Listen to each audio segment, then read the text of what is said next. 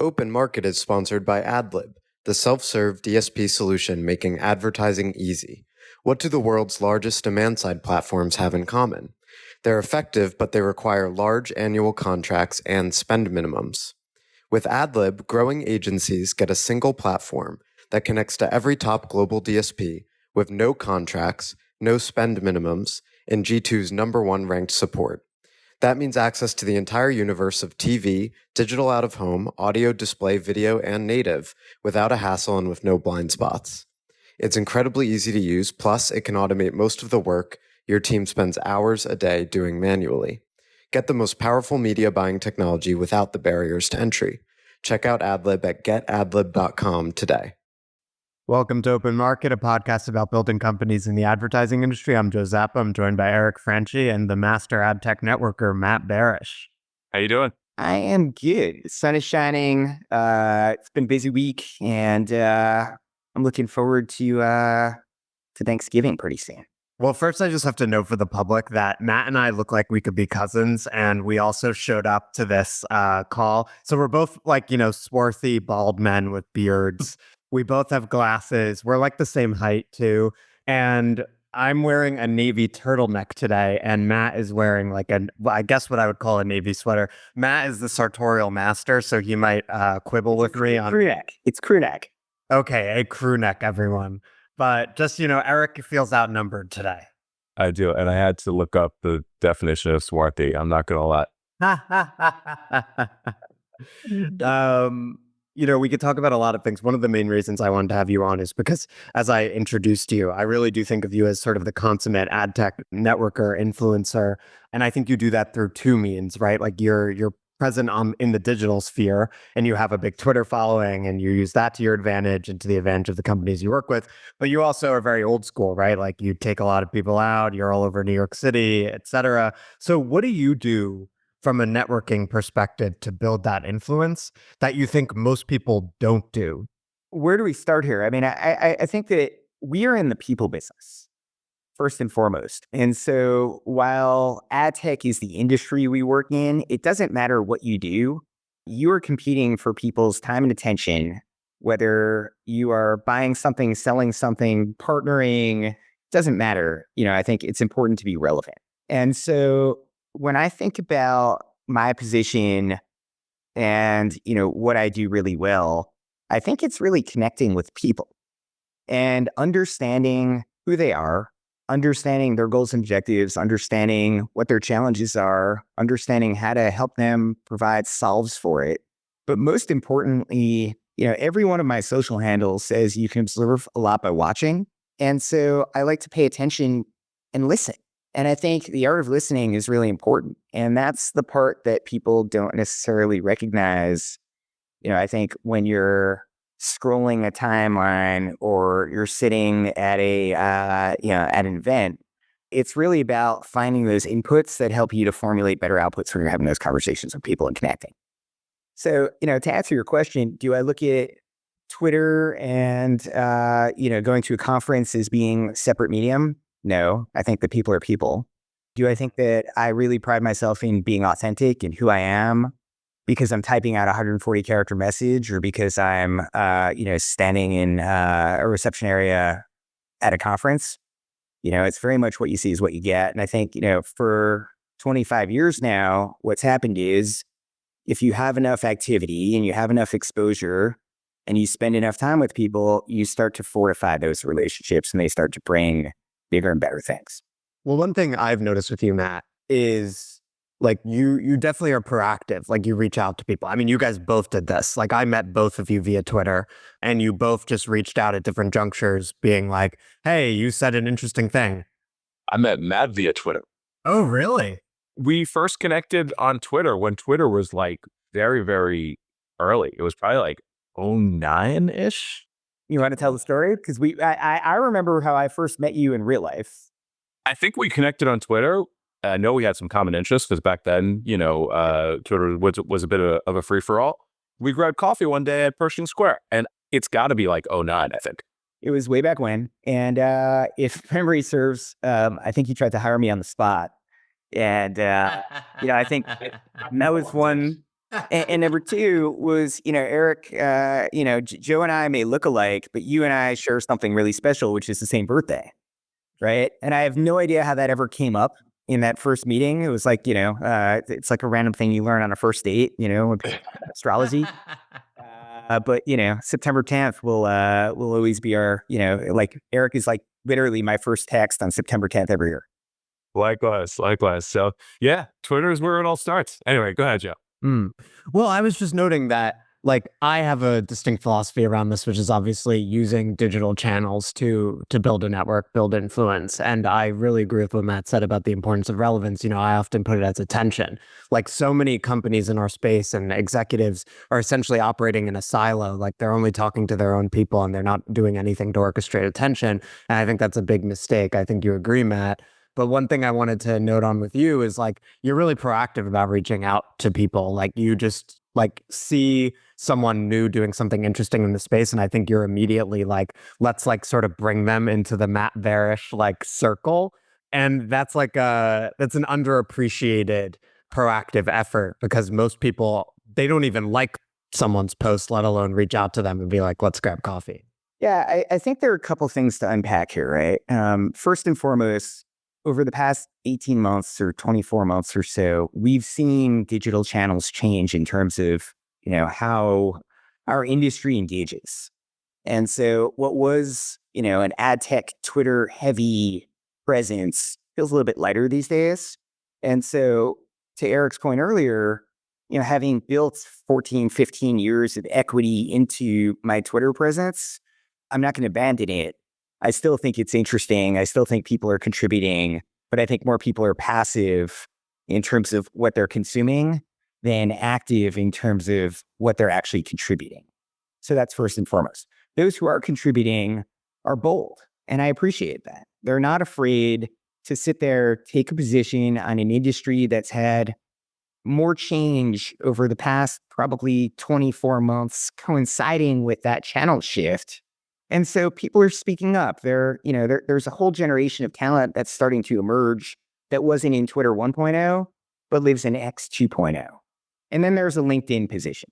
And so from my perspective, I think about it in a couple different ways. I think about Matt, the personality, where, you and I can connect over tennis, or we can talk about ad tech on Twitter, but I would never do that on LinkedIn. So there are very different parameters by which I'll engage.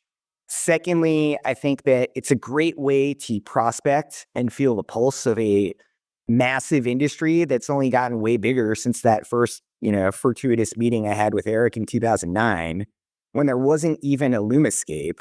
And if you're trying to navigate a Lumascape, social channels become an interesting way to find a couple of beacons, to find the people who stand out in a very crowded space.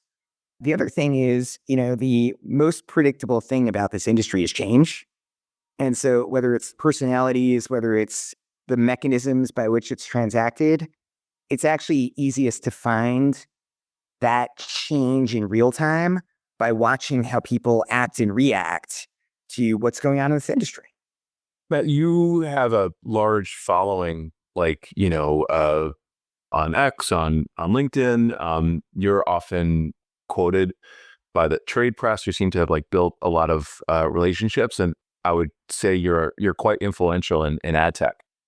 How would you go about recommending certain steps to others who might want to increase their own influence? Yeah. So, look, this didn't just happen overnight, right? I think that, who I am is very much a byproduct of the fact that, I'm a 47-year-old guy who went to college in the mid 90s and there was no internet. And I remember getting into my dorm room at the University of Wisconsin, plugging something in and having access to this whole new world via a portal called Yahoo. And my mind literally exploded. And, when I graduated in 1999, it was the peak of the boom. About 6 months later, it was the bubble. And, I was very fortunate to enter into traditional media, learn the basics of an industry. And then 5 years later, as the industry was starting to reemerge, 2005-ish, I went to go work at 24/7 Real Media. It wasn't just a company, it was a lifestyle for me. I had just had an engagement end and I needed to reinvent myself in some way. And my friends were off getting married and they were off, moving to the suburbs. And I immersed myself in this industry. And, I'm very lucky in that I had a mentor and a guy named Anthony Scaramucci who is loud, he's opinionated, he's got a big platform. And, once upon a time, he told me, shine on the soapbox. And it's true. But, the other great advice that he gave me once upon a time was success, no matter what you go do. Because in 1999, I thought about going to Fidelity to sell, I don't even know what, like mutual funds. I don't know how that story would have worked out. I read a book by Peter Lynch, and he's like, look, no matter what you do, success is going to be a function of exposure and activity, the relationships you build, and ultimately how you leverage that. And that's what you have today. Now, Eric will remember a guy named Ari Blumen, who was my boss at 24/7 Real Media, who was one of a kind. And Ari's whole philosophy in this was, Matt, you're running a business development team for an ad network business. The internet is this infinite source of opportunity for us to, find more and more partners and publishers and, things we could be doing as a company. Go out there and have as many touches as you can. So my goal on any given week for the first 2 years I was in this business was send 40 emails a day, get on 10 phone calls a day. So 40 times 5 is 200 emails a week, right? 50 phone calls a week times, 12 months a year. It's a lot of touches, right? What happens? You end up talking to the founders of YouTube, the founding team at MySpace. Maybe you make a couple mistakes and you send an email to Kim.com asking if you can help him to make some money on his pirated websites. But ultimately, that's the foundation, all right? Then what happens over the next 20 years is those people start to grow up and those people become more senior and you become more senior with them. And so, that's the ability to, send that email, have it answered. That's the credibility you build when you have a company like 24/7 sell the WPP, and then you get tapped on the shoulder by the MySpace team to go launch a business at News Corp, and you go work for some iconic people and you watch how they behave, and then you start to emulate that. And so, what I've learned along the way is activity is really important. Accessibility is really important. I think, I try to respond to everything I possibly can. And, sometimes I think, is that a Matt thing? Because it drives me nuts when I don't get a response every so often. I think authenticity is very much the brand. And then credibility comes with the things that you actually do. And so where if you're talking about Matt, who has an influence in an industry, who maybe, I think the term once upon a time might have been thought leader, right? I think that's evolved. And I think influence is really, today a function of the perception of reality, whereas thought leader is, maybe more of the LinkedIn presence. The influencer is, not just the guy who has a position or an opinion on any given subject in this business, but also the one who will stand there and have the conversation with you in real life and take that from offline to online. Well, I think that's a great articulation of the strategy, right? And I don't know, sometimes you might have thought of it as a concerted strategy and maybe others not. It sounds like it mostly actually was. A little bit of both. I think, what happens along the way is you get lucky, right? And so, for me, a couple things happened that were deliberate and a couple things happened that were perhaps a little bit of right time, right place. And so, I'll come back to right time, right place, which is when you start to build relationships with people like Terry Kawaja in 2009. And, 15 years later, as Terry starts to become a content creator and you become one of the people who he loves to poke fun at, in some ways I'm like, I'm blessed, right? Like, make fun of me all you want. You are the most influential executives with one of the biggest platforms in this industry. If you want to highlight me, by all means, I wear that as a badge of honor. And sometimes, I'm like, like you're painting a picture that in some ways I'm humbled by. It's the best way to put it, right? I'm like, they're the icons and the folks on, on the Mount Rushmore of ad tech. And, I find myself in rooms with them, on calls with them, and memes with them. And it's incredibly humbling. And sometimes there's a little imposter syndrome that goes with that. But what it's done is it's allowed me to build and, and to really kind of snowball that perception. That's not easy. The other part of this is, the press is a huge part of what we do, right? And I look at my relationships with the press. I have complete trust in every reporter and every editor I talk to. There's nothing different about the way that I speak with them, which is daily, than any of the conversations I have with my peers, my clients, companies I've invested in, whatever it might be. They're like pretty much on the mark. And so what I see across this business, and I hear from reporters and editors all the time is, I don't understand why executives are terrified of us. And the reality is they're not out to get you. They're only there to be another tool and resource. And so the relationship that I built with the press comes back to reciprocity. And it comes back to conversations that are on the record, off the record, and, talking about the things that are happening at a moment in time where, look, do I have access? Yeah. Do I understand what's going on in this business? Yes. Is everything I do deliberate? Absolutely. And am I very much thinking strategically about what I share and don't share? For sure. And what that does, if you're a reporter, is it helps you to frame a story in a different way. And, if you're Matt Barash, it allows you to pick and choose the narratives or the news stories or current events where you want to be relevant and you want to be associated. And that's a great relationship and a great place to play from. I think the main marketing problem that individuals in the industry have and companies have is invisibility, but they think it's that they're going to say the wrong thing. Like that is just extremely injurious. It's a strategic miscalibration because that leads them to be silent. And as you said, to be passive, when really, as you put it, the foundation of success, both for individuals and their careers and for businesses, is, as you put it, exposure and activity, right? I often say attention. It's like attention, foundation of the pyramid. You just can't do anything without attention. If no one knows you exist, you can't have any opportunities. Attention gives you the opportunity to build reputation and relationships, and then that leads to all sorts of opportunities, which in the marketing sphere might be leads or pipeline or whatever, but it's so much broader than that.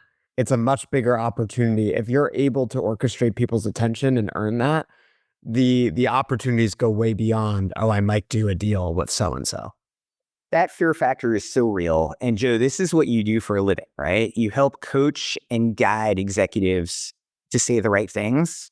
But in your travels, let me ask you and turn the tables here for a second. How many people have actually said the wrong thing and been burned by it? It doesn't happen very often. It happens very infrequently.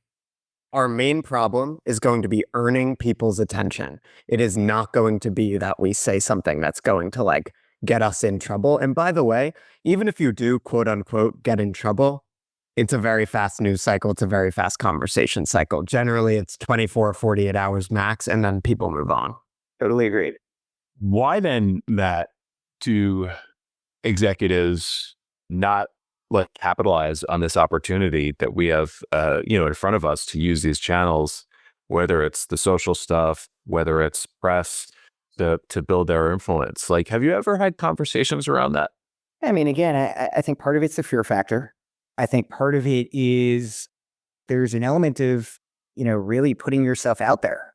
And I think, for executives who do it well, they're pretty real, right? I think, coming back to Terry is who he is and he wears it proudly. It may not land with everyone, but I think, what it does is he's proud of who he is. I am proud of who I am. I think I've gone from Matt the ad tech guy to Matt the dad. I'm very much who I am. I'm Matt now. But I think, along the way, for me to invest time in popping a tweet probably takes 10 seconds on my walk to the elevator or, a minute in between meetings, or maybe, I'm on the subway and I have a great thought. It's not like I'm sitting there typing things out in advance and hanging on every word. There are typos. There are grammatical mistakes. It is what it is. And, the quest for perfection, I think, lives very much in the C-suite. And this is very much an imperfect industry. And that's the beauty of it. And so if you're sitting there worried about saying all the right things, doing all the right things, you're probably going to be paralyzed. And I think we find that far too often. The other thing is, look, like, it's okay to have an opinion. And it's okay to, to in a thoughtful way and engage in some discourse. And, say, hey, I'm the contrarian, or hey, I'm going to zig when you're zagging, or I may not agree with what you're thinking about. Help me to better understand it. Recently, Eric, you and I had an exchange on social where I talked about app level. And I talked about, the bifurcated markets where you've got mobile here and ad tech here. They're very much disconnected. I think that the app loving story over the past 12 months or even the past 10 years has very much been overlooked by mainstream ad tech. And it's amazing. And, from my perspective, when I look at how AppLovin has started to garner the attention of the industry over the past week or two, and people are like, wow, the market cap is greater than that of the trade desk. How is that possible? Well, these guys are really smart, and they built a big business, and they built it in a really tough space and a really crowded space, and they've had really big challenges like ATT and Apple. And, maybe, just maybe, they're going to come head into mainstream ad tech. And Eric, you popped right back, right? You were like, let me course correct you a little bit. And I appreciate that, right? Because I want to put an opinion out there. And I also want to know how I can be smarter about things. And I love the real-time nature of people coming back and going, hey, Eric is probably on his way to jiu-jitsu right now. And he's typing out a quick tweet response, like, hey, Matt, you should think about this or check out this. And this will make you better. Yeah, a lot of it is that openness to feedback. I mean, I think to your point, Matt, like a lot of, and to Eric's question about what prevents people from getting in the arena, even executives who make a lot of money and have a lot of influence and have a lot of people reporting to them are just like brittle people. And like, we're scared of feedback, we're scared of criticism. It freaking sucks when someone's mean to you on Twitter, right? No matter how established and how much money you have. And you do have to step back from it and make the rational analysis and say, the benefits I'm getting from this are vast. And if once every other month someone's mean to me on Twitter, it's worth it. But it does sting sometimes. And I think you need to be able to do that cost benefit analysis. I mean, look, if you're just going to be the guy who's the Grinch, then you probably shouldn't be out there messaging, right? I think you also want to support people and see your friends win. And I don't see a lot of it. I see some of it, but I don't see enough of it. And so you see it when there's a strategic outcome, but you don't always see it when your competitors do something great. I have no problem, working for one SSP and going, wow, SSPs, B and C in this space are doing cool stuff. Like, let me hit a like button, or let me be like, congrats. And I don't think that's a bad thing. I think that gets lost in the shuffle, right? Like, we're all competitive in some way, but ultimately, like I said, it's a people business. And I think it's okay to support your peers. Yeah, that makes sense. Joe, just to go back to what you just said about, folks who might be in, like really big jobs and have a lot of money or make a lot of money. I can imagine they might actually be operating from a position of fear. And they have, arguably more to lose than, somebody that's just beginning their career or, like midway through their career and can just like pop off. Right. But then you see the anomalies of the Vanderhooks who over the course of the past, few months have completely transformed, I think, the reputation and image of Viant and themselves by just being like foot on the gas and, super prolific and saying smart things. So I would point to them as the example of, hey, if you really just, again, take the governor off to keep the bad car analogies going, what could be? I mean, look at the stop, right? You pointed that out this morning. It's a great example. And I think, look, it's one of those things where, to Joe's point earlier, if you say the wrong thing, like, people forget right away. I also think that, it depends on like what your talk track is. And so for me, I don't ever get into the weeds in any type of social discourse. I don't see the benefit, right? I don't want to be the smartest guy in the room. I don't want to get into like Until he's unravels. It unravels. You can't debate like the nuances of header bidding over Twitter. Like it always falls apart because of the nature of the medium. And so that comes back to the time suck, right? Where, I don't want to find myself, being like, I've got to answer this or I've got to answer that. I think I generally keep it high level and, maybe it's like a back and a forth, but it's not a black hole. And that's really important because, I think that understanding time management here, yeah, I mean, we're all busy, but it doesn't take a lot of time because, again, it's a one-to-many medium. And, when I'm in the arena or, in a real world environment at a conference, at an event, traveling and a meeting, that's a one-to-one environment. And so, there are different strategies for each. And I think, again, it comes back to the investment and, what the goal is, right? So if the goal is to, get a broad thought around curation out there, Twitter is a great place. If I want to get into the guts of what it really means, then that's a hallway conversation when I'm standing around, at a coffee break. Do you think companies that don't do this can be taught to do this? And how have you navigated those situations where you might be advising someone or you might be part of a team and you're like, hey guys, we're invisible out there. How do we change that? Yeah. I mean, look, no, I don't think it can be taught. You have to lean in, you have to take chances, and you have to see what works for you. There's no playbook where it's like a one size fits all. This is the tone, this is the content you should create. I sit on the advisory board of an early stage company, and the founder has decided that he's going to start to post daily. And he recently posted something that said, calling all CROs. And I was like, I don't get it. You sound like something a kid in a schoolyard would say. What does that mean? And so, again, you have to find that you have credibility in market, and how do you establish that? I think I look back at my career and, I think about the things that I've done that establish that credibility outside of who Matt is in a social space. And so I look at the businesses that have, had positive outcomes, have scaled, have grown, and the contribution that I've made and the things that I've been able to accomplish. That gives me credibility mostly on the one-to-one or with the peers or the teammates I've had at those companies. So credibility is a big part of that. There's also the organic nature of the relationships that you've built. And so if Eric and I have 15 years of, friendship and, he comes in, he's like, wait, great point. He's not going to do that for a stranger. He's going to do that for someone he knows and, he believes in.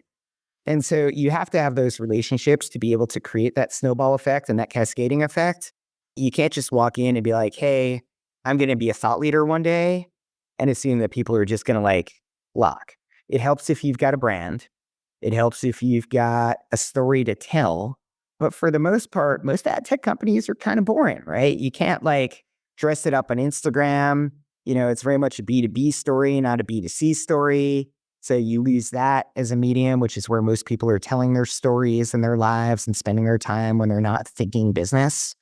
And so, again, I come back to there are things you can think about in terms of just, being top of mind, but it's not like if you're an SSP, you've got one strategy. If you're a DSP, you've got another strategy. If you're an agency, you've got another. And if you're a startup, you've got a fourth. I tell clients, you need two ingredients. You need provocative takes, or at least the ability to get there. Obviously part of the marketer's job is to help them brainstorm, right? And be like, here's what's going on in the industry and here's what I think we should be commenting on. But they need to have the willingness to go there and say something interesting. Sometimes it is it's just a dry well and you're like, oh shit, where's the water? So they need to have the willingness to go to that space and to be a little provocative. And two, they need to be willing to engage. I totally agree with that. I think the other part of it is the human element, right? And the ability to forge relationships that go above and beyond the industry that we're in. And so it's not uncommon for me to be like, the Knicks just blew a lead. Or, I think Arena Sabalenka is going to win the US Open. And, I think that's where you start to really solidify those relationships. I mean, Joe, you're a prime example, right? We began our conversations talking about tennis. I had no idea who you were. Now you've got, a great franchise that you're building, but it all began because we shared a love of tennis. Right. And so, I think the other big takeaway here is you don't have to be all business all the time. Right. The best way to actually, forge those relationships. And Eric and I were laughing about this recently because the best thing that he and I have done over the past 15 years was We went to watch The Throne at MSG. right. For those Kanye West. uninitiated, it's the Jay-Z Kanye West album. God knows when that actually was. Your coolness in my young millennial estimation just rose significantly. So congratulations. Eric was laying his best for Ricardo Kishi.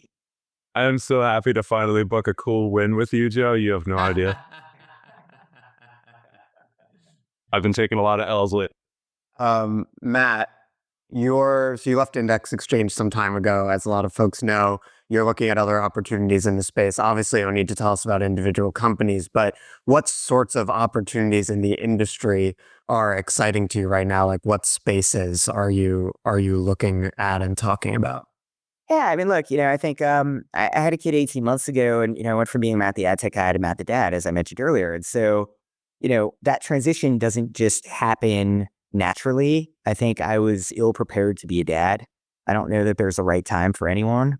But, for me, it was like a great opportunity to stop, pause, reflect, hang out with my kid, watch her become this little human, and also take stock in who I want to be moving forward. And so, in a moment where I left in June, and I think I'm really, really lucky to be able to stop, pause, and look at this industry from the outside and think objectively, what's happened over the past 6 months? A lot. And, whether it's consumer shifts to video, whether it's a new administration, whether it's concern over regulation, whether, you're thinking about shifts between the buy side and the sell side, it's a great opportunity to sit down and, and talk to people. And so, I think from my perspective, to be a great executive, you have to understand your operational market. You have to understand the capital market and have some level of financial literacy in this industry. And then regulation is the outlier, which I think people tend to sleep on, but is going to ultimately have a ton of influence on how people transact. And so when I look at the ad tech industry that Eric and I grew up in, because, again, we're old. Sorry, Eric. That industry is probably in its third wave, would you say, right now? Yeah, that's how I characterized it. Yeah. I go between, are we, in the CTV generation that we're in today, or the chapter, are we in the early stages, middle stages, or is there consolidation and imminent change to come, which I think there is? So from my perspective, what's super interesting right now, the mid-market is really, really interesting. I see a ton of companies that, when I'm talking to founders, CEOs, or executives, they think that my relationship with holdco executives is really valuable to them. And while, I have a very unique Rolodex and sit with people who run big agencies all the time, to me, that's a bit of Mount Everest, right? It's the hill that companies go to die on at a certain stage in their evolution and maturation. And what I think right now is really interesting is the notion of differentiated demand and how you can start to pack that in. And so, I'll come back to Matt the contrarian who loves Google, right? I have the utmost respect for Google as a company. And Matt, the guy with a large social following, sometimes doesn't understand why I heap praise on Google. But over the past 25 years, which isn't a long period of time, they built, I would say, the greatest business of my lifetime, right? And they've done it by tapping into small mid-market businesses and making it really easy for those guys to buy media and transact across different formats and different channels. How do you emulate that in the open web? That's super interesting to me. There are a bunch of companies that are solving for it. It's a lot easier to get traction with them than it is to go walk into one of the big holding companies and try to get a strategic deal.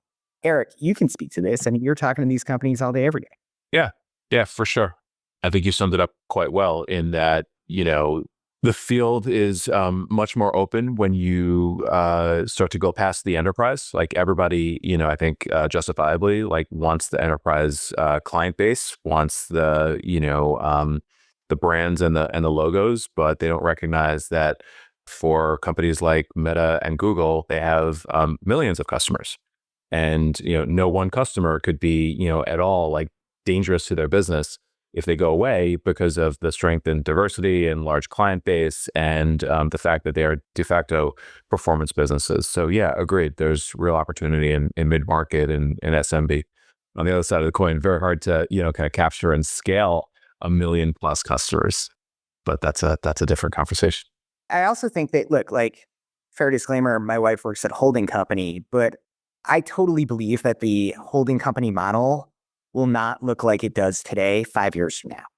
And so with that in mind, if I'm thinking about where Matt, the executive, wants to land, I want to think about where that is going, not where it's been. And far too many of those conversations feel like they're very much outsiders trying to understand the holdco land rather than understanding or listening to what holdco executives are talking about for the future of their business, or who is complementary to what they do and potentially who is competitor. And I think that part really informs a lot of how I'm approaching my search today. Yeah, Matt, you had a great tweet about this where you said something about like, disrupting the agency holdco model being the hill that so many ad tech companies have died on.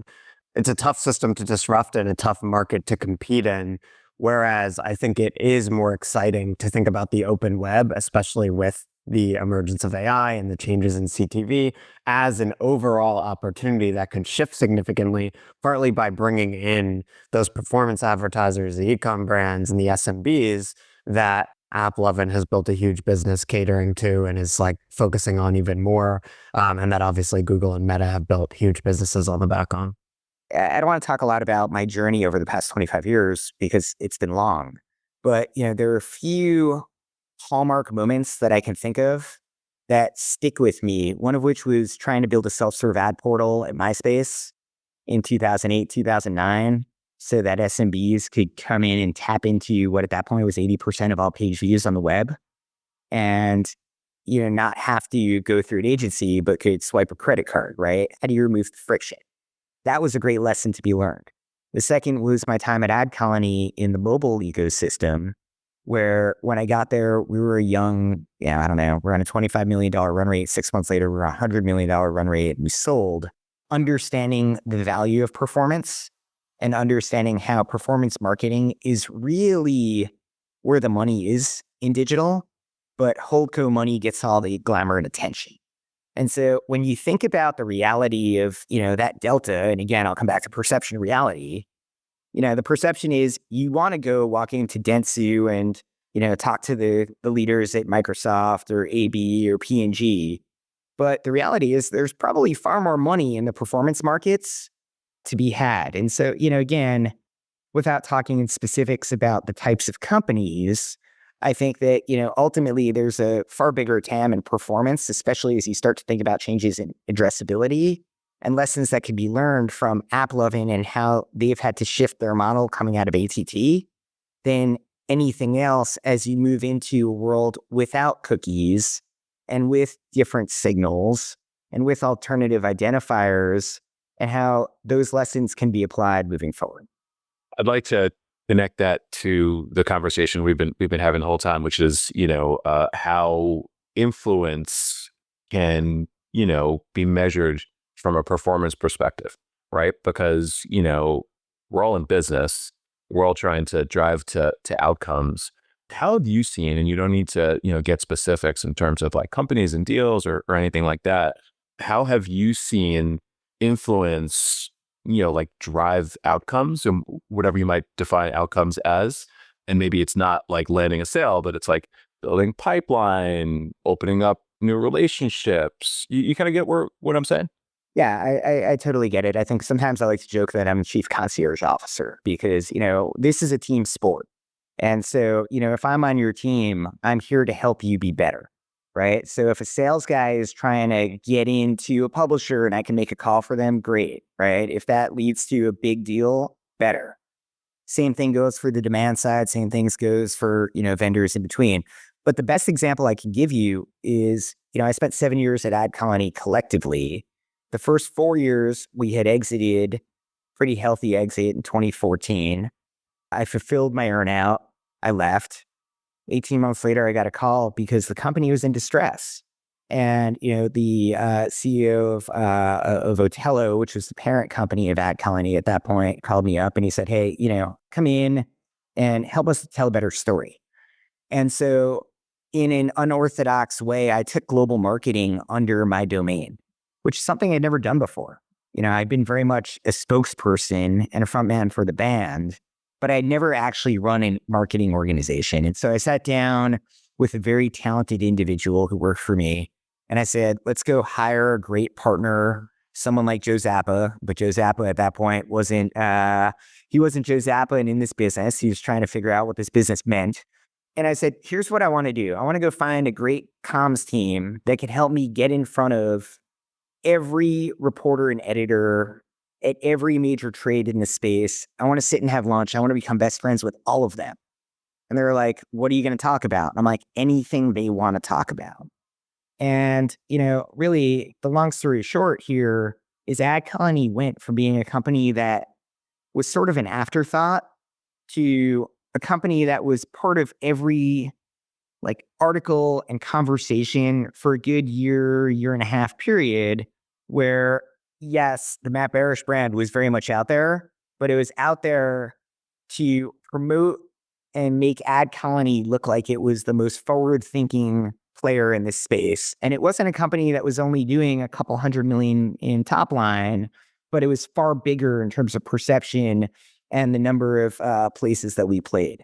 And so where did that land us? It landed us with an exit to Digital Turbine in 2020 and pretty good outcome, right? And I think a lot of that came from, the relationship with the press, getting really close to becoming the first phone call or maybe the second phone call when there was a breaking story. And so whether that was a hire and, some high profile executive moving on to another company and having a thought or saying something nice about them, whether it was talking about addressability or whether it was talking about just mainstream ad tech, even though mobile was way off to the side, ultimately it got us on the radar of a bunch of strategics who started to look at the company as being far bigger than it was because we were everywhere.